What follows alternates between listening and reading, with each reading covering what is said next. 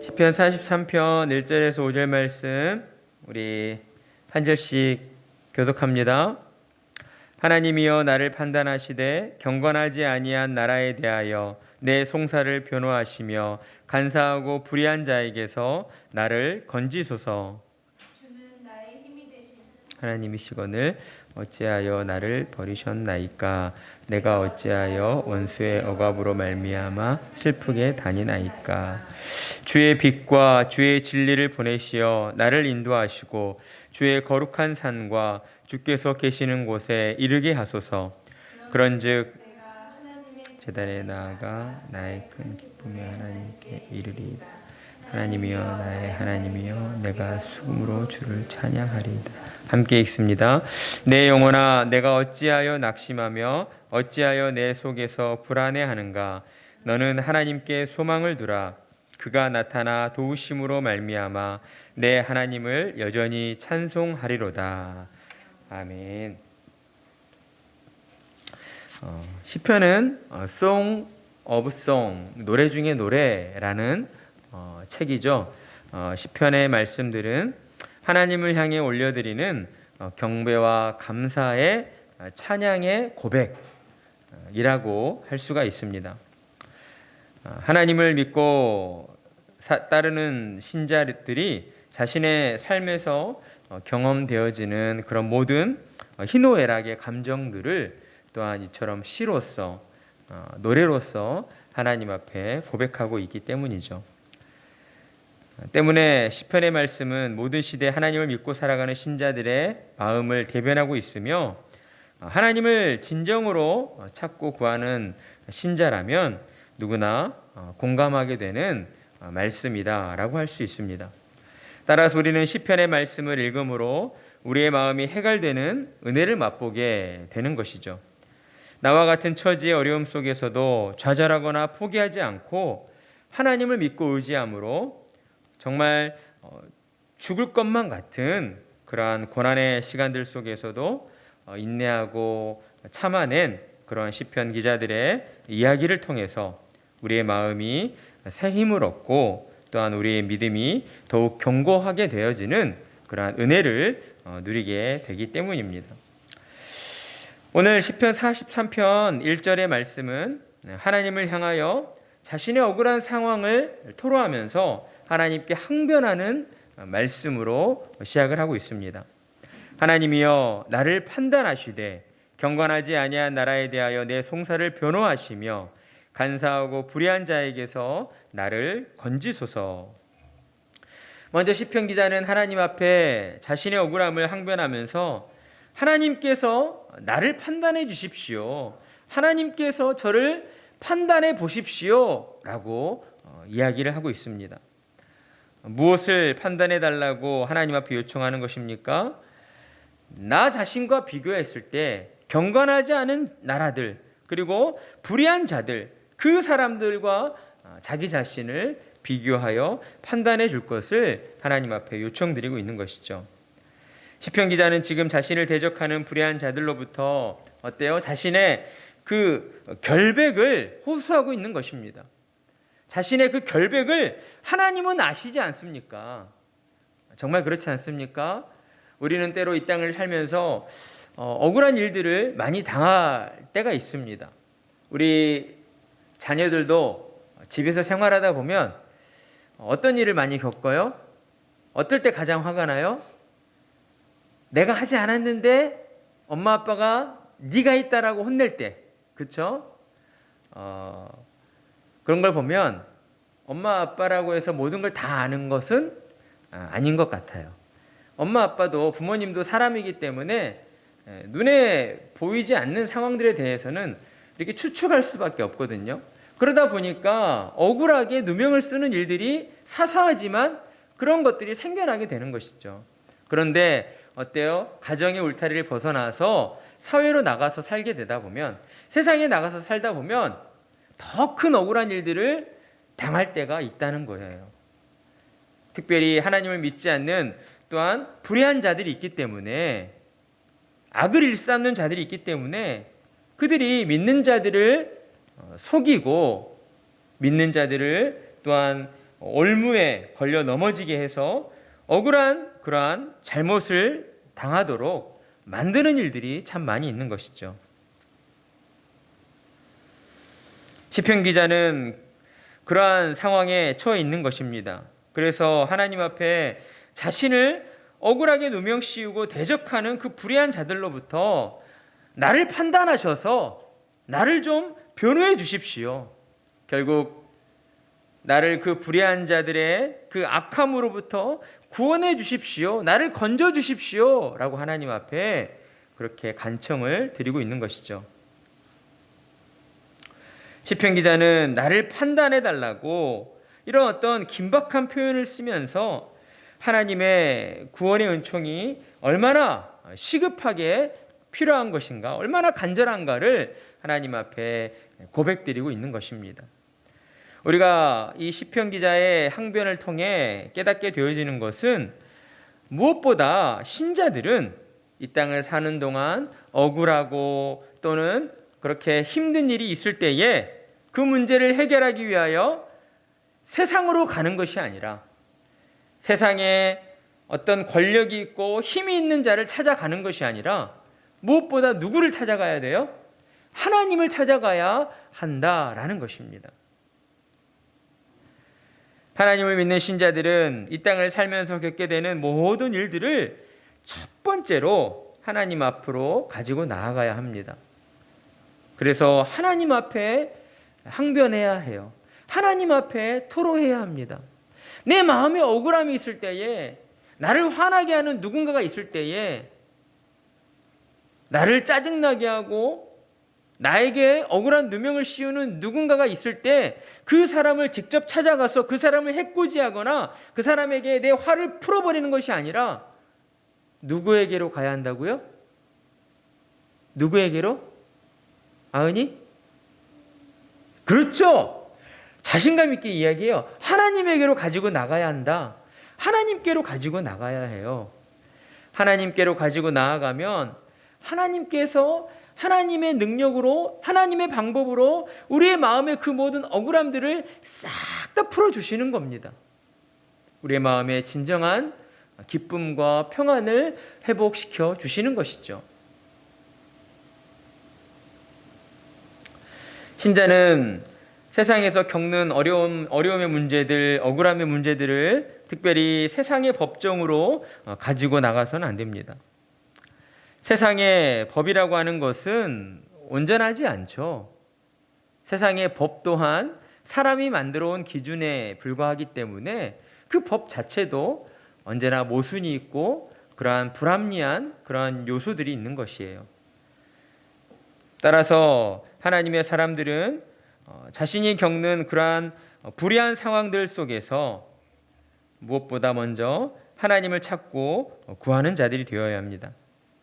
그리고 하나님 앞에 우리의 마음을 토로하고 하나님의 도우심을 구하며 고백드리고 나서 그리고 어때야 될까요? 하나님께 맡겨드리고 하나님께서 일하실 것을 우리는 믿음으로 기다려야 하는 겁니다. 우리가 하나님의 역사하심을 온전히 믿고 기다릴 때에 그때 비로소 하나님께서는 우리의 복잡한 마음들을 평안케 해 주시고 우리의 심령에 하나님이 주시는 참 평강이 임하게 해 주시는 것이죠. 그런데 그렇게 하나님의 역사하심을 인내하며 기다린다는 것이 말처럼 그리 쉽지만은 않습니다. 왜냐하면 우리가 하나님 앞에 하나님을 찾고 하나님께 기도는 드렸는데도 우리의 마음처럼 하나님께서 그렇게 즉각적으로 응답해 주시지 않을 때가 더 많기 때문이에요. 그러자 시편 기자는 2절의 말씀으로 이제 하나님을 향하여 탄식을 쏟아내기 시작하는데 자신이 하나님께 지금 항변하며 나를 구원해 주소서라고 하나님께 간구드리는 그 근거가 무엇인가를 하나님 앞에 탄식으로 말씀드리고 있습니다. 2절 말씀 우리 한번 함께 읽어볼까요? 시작. 주는 나의 힘이 되신 하나님이시거늘 어찌하여 나를 버리셨나이까? 내가 어찌하여 원수의 억압으로 말미암아 슬프게 다니나이까? 아멘. 지금 시편 기자가 하나님 앞에 근거로 내세운 것은 무엇입니까? 나의 힘이 되신 누구라고요? 하나님이시거늘. 그러니까 시편 기자는 하나님 앞에서 하나님께서 나의 하나님이시지 않습니까? 나의 아버지 하나님이시지 않습니까? 내가 믿는 하나님이시지 않습니까? 그리고 하나님은 저를 하나님의 자녀 삼으시지 않으셨습니까? 지금 하나님과의 관계를 말씀드리고 있는 거죠. 하나님께서 제 간구와 제 항변을 들어주시고 저를 이 불의한 자들로부터 억울한 상황에서 저를 구원해 주셔야만 한 이유가 하나님은 저의 하나님이시지 않습니까? 나의 하나님이시지 않습니까? 라고 말씀드리고 있다라는 것이죠. 시편 기자가 이렇게 말씀드리고 드릴 수 있었던 것은 어때요? 그만큼 시편 기자가 자신의 모든 삶 속에서 하나님을 전적으로 믿고 의지하는 자로 살아왔기 때문인 것입니다. 평소에는 하나님 믿지도 않고 하나님 있는지 없는지 세상 사람들 어떤 불신 세상과 구별되지 않는 모습으로 살아가다가 갑자기 그냥 어려움이 닥쳐오니까 하나님 저 좀 도와주세요 이러는 게 아니라 평상시의 삶 속에서도 늘 하나님이 나의 하나님이시라는 믿음을 가지고 그렇게 살아왔던 시편 기자였기 때문에 시편 기자는 지금 자신이 처한 그러한 불의한 상황들 속에서 하나님 앞에 탄식을 쏟아내며 주는 나의 힘이 되신 하나님이시지 않습니까? 여기서 나의 힘이라고 하는 의미는 단지 내가 처한 어떤 어려움을 이겨내게 해주고 나의 어떤 문제들을 해결해 주시는 그러한 권능의 힘만을 의미하는 것이 아니라 어때요?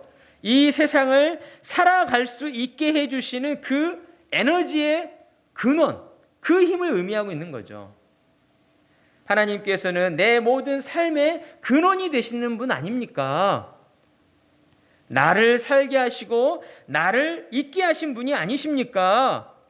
그렇다면 하나님, 저의 억울한 상황을 들어주시고 저를 구원해 주십시오 라고 간청을 드리고 있는 것입니다.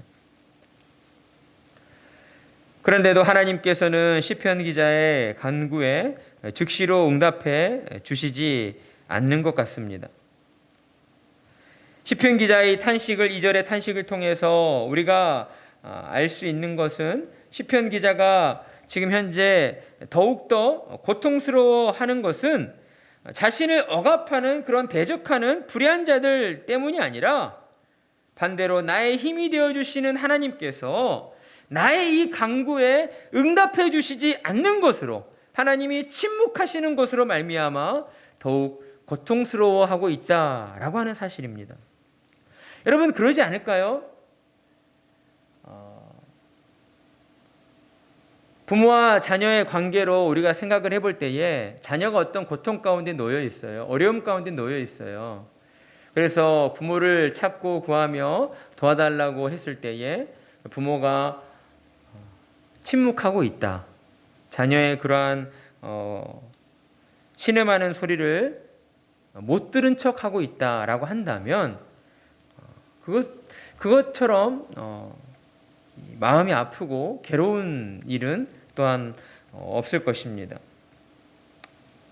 그런데 이러한 모든 일들 속에는 하나님의 계획하심이 있다는 것이죠. 시편 기자가 이렇게 간절히 간청함에도 하나님께서 즉시 응답하시지 않자 시편 기자는 고통스러워하는 가운데 이제 하나님을 향한 간구에서 자기 자신의 그러한 문제로 인하여 하나님을 찾던 그 기도에서 어때요? 하나님만을 바라보는, 하나님만을 찾고 구하는 그러한 기도로 이제 방향을 돌리게 됩니다. 자신의 억울함을 호소하며 원수들로부터 자신을 구원해달라고 간구했던 그가 이제는 주의 빛과 진리를 자신에게 보내어 자기 자신을 하나님이 계시는 거룩한 곳으로 인도해달라고 간구하게 되는 것이죠. 하나님이 계시는 거룩한 곳, 어디를 의미하는 걸까요? 하나님을 예배하는 곳을 의미하는 것이죠. 시편 기자의 이 3절의 고백이 오늘날 신자들의 신앙생활의 핵심이 된다라고 할 수가 있습니다. 이것은 우리가 이 땅을 살면서 예수님을 믿고 산다고 하여도 이 땅을 사는 동안에는 어때요? 늘 어려움이 있을 수 있다라는 것이죠. 예수님을 믿어서 복 받는다라고 하잖아요. 우리는 분명 예수님을 믿어서 복 받은 자들입니다. 그런데 그 복은 어떤 이 땅에서의 현세적인 복만을 의미하는 복이 아니라는 것이죠. 영적인 복을 의미하고 있습니다. 하나님 나라 천국 백성이 된 그러한 놀라운 영적인 복을 받은 자들이에요. 그렇기 때문에 우리는 이 땅을 사는 동안 때로 고난에 처할 수도 있고 억울한 일을 만날 수도 있고 불의한 자들로부터 고통을 받는 그러한 일들이 우리의 삶 가운데에 있을 수 있다라는 것이죠. 그런데 그러한 신자들의 삶 속에서 신자들이 고난 가운데 있을 때에 때로 오늘 시편 기자처럼 하나님께서 침묵하실 때가 있다라는 것입니다. 그때 우리가 가져야 할 믿음은 무엇인가? 하나님이 계시지 않는다, 하나님은 나를 버리셨다, 이런 마음을 품을 것이 아니라 우리는 분명 하나님이 택하신 하나님 나라의 백성이기 때문에 하나님께서 또한 우리에게 주어진 이 고난의 시간들, 이 어려움의 시간들을 또한 피해갈 수 있는 그러한 피할 길을 반드시 내어주신다라는 믿음을 가져야 한다라는 것이죠. 그러는 과정 속에서 하나님께서는 반드시 먼저 해결하시는 것이 있습니다. 그것은 무엇입니까? 우리 자신의 교만을 꺾으시는 것이에요. 하나님께서 고난과 어려움에 처한 신자들의 기도에 즉시로 응답하시지 않을 때에 하나님이 계획하심은 대체로 그가 가지고 있는 그 교만한 마음들을, 교만한 모습들을 하나님께서는 먼저 해결하려 하신다라는 것입니다. 하나님께서는 고난을 통하여 우리가 지금까지 붙잡고 있었던 모든 것을 꺾으시고 그리고 우리를 가장 낮은 자리로, 가장 겸손한 자리로 우리를 낮추신다라는 것이에요. 왜요? 오직 하나님 한 분만을 찾도록 하시기 위해, 오직 하나님만을 믿고 의지하도록 하기 위해서 우리가 붙잡고 있었던 모든 것들이 무의미하다는 것을 진정으로 깨닫도록 우리를 낮추시고 우리의 교만을 꺾으신다라는 것입니다. 이러한 일들은 이 땅을 살아가는 신자들에게 모두 동일하게 경험되어진다고 할 수 있습니다. 하나님께서 교만을 꺾으실 때에 그 꺾여지는 그 아픔에 대한 차이가 있을 뿐이지, 하나님을 믿고 따르는 신자들은 이 땅을 살면서 언제나 이처럼 우리 자신을 먼저 낮추시고 우리를 겸손케 하시는 그러한 하나님의 일하심이 먼저 주어진다는 거예요. 그리고 나서 우리에게 주어진 문제들이 해결되어져 갑니다. 이게 놀라운 하나님의 역사하심이에요. 하나님께서 우리가 기도했을 때에 먼저 우리의 기도에 바로바로 응답해 주시면 아마 우리는 하나님을 믿고 산다 하면서도 바리새인들처럼 스스로 의롭다는 정말 콧대가 하늘을 찌를 듯이 높아진 그런 교만한 자들이 되어버릴 것입니다. 왜요?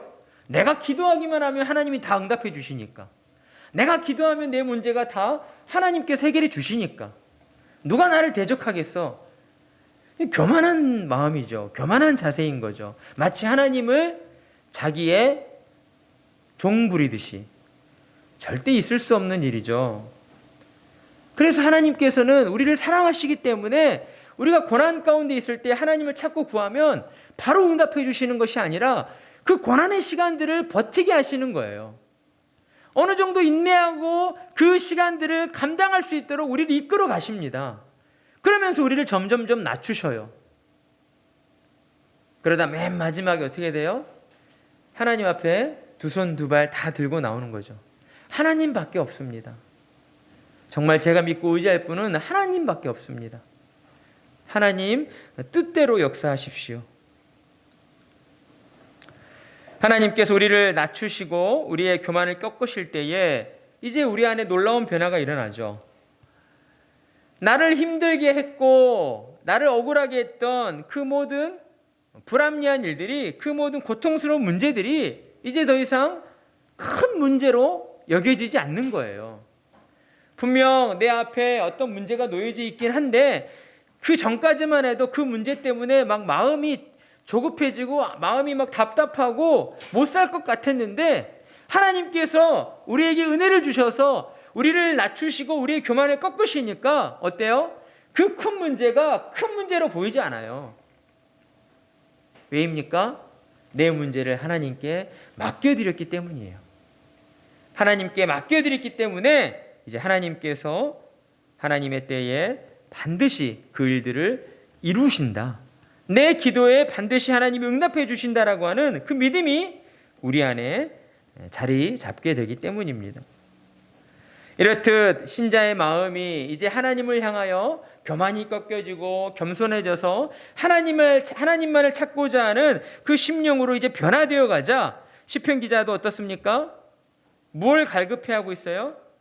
하나님께 예배드리고자 하는 마음으로 갈급해하고 있다는 것이죠. 4절의 말씀을 보면 그런즉 내가 하나님의 제단에 나아가 나의 큰 기쁨에 하나님께 이르리이다. 하나님이여 나의 하나님이여 내가 수금으로 주를 찬양하리이다. 분명히 내 앞에 놓여져 있는 큰 문제가 있었는데 하나님께서 내게 은혜를 주셔서 내 마음의 교만을 꺾으시고 나를 겸손하게 하시자 내 심령에 변화가 생긴 거예요. 그 문제가 내 눈앞에 보이는 것이 아니라 하나님이 보이기 시작한 거예요. 그러니까 그 마음에 어떤 소망이 일어나요? 하나님 앞에 나아가 찬양 드리고 하나님께 예배하고자 하는 그런 간절한 소망이 일어나게 된다라는 것입니다. 우리 안에도 이러한 간절한 갈급한 소망이 있어야 합니다.